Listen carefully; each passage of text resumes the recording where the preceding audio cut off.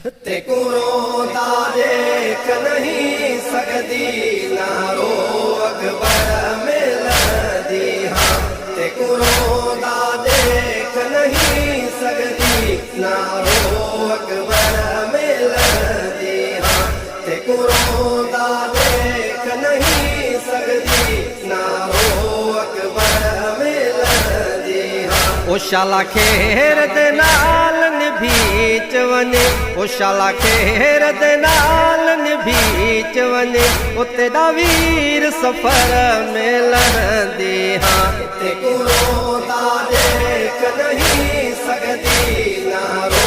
अकबर मिलदी हाँ तेको रोंदा देख नहीं सकदी नारो अकबर मिलदी हाँ ओ शाला खेर दे नाल बीच वने ओ शाला खेर दे नाल बीच वने तेरा वीर सफर मिलदी हाँ तेको रोंदा देख नहीं सकदी नारो अकबर मिलदी हाँ तेको रोंदा देख नहीं सकदी नारो अकबर मिलदी हाँ इहो सोच के बैठी हम मलते अकबर दी जंग दे नाल टुरा इहो सोच के बैठी हम मलते अकबर दी जंग दे नाल टुरा मैं कुशादियते सदवेसी तू मैं कुशादियते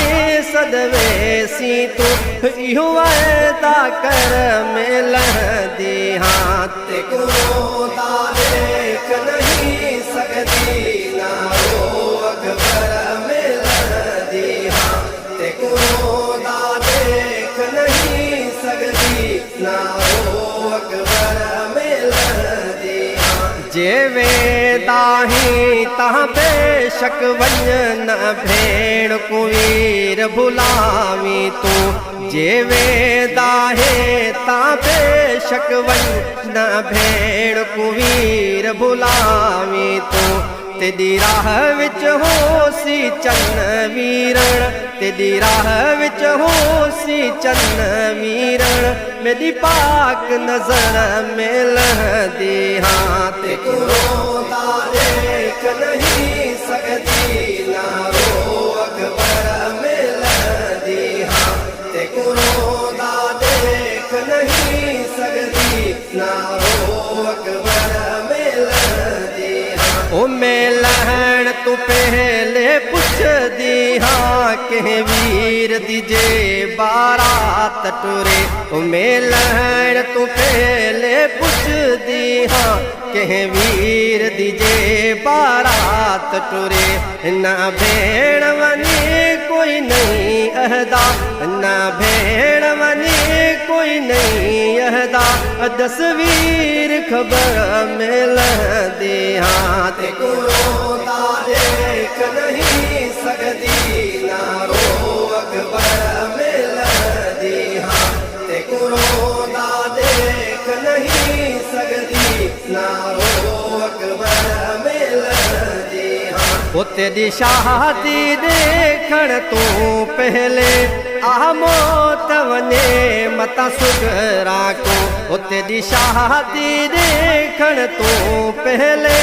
आमोत वने मता सुगरा को होवे पाक दुआवल बनरे को होवे पाक दुआवल बनरे को भले आवी घर मिलदी हाँ तेको रोंदा देख नहीं सकदी नारो अकबर मिलदी हाँ तेको रोंदा देख नहीं सकदी नारो अकबर मिलदी हाँ ओ मैं कुशो